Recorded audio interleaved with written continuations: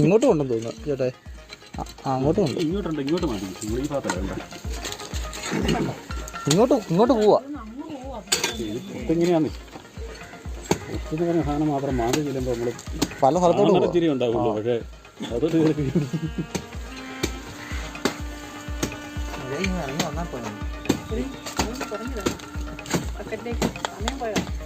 നീരിൻ്റെ ഇടവഴിയാകുമ്പോൾ കഴിയില്ല.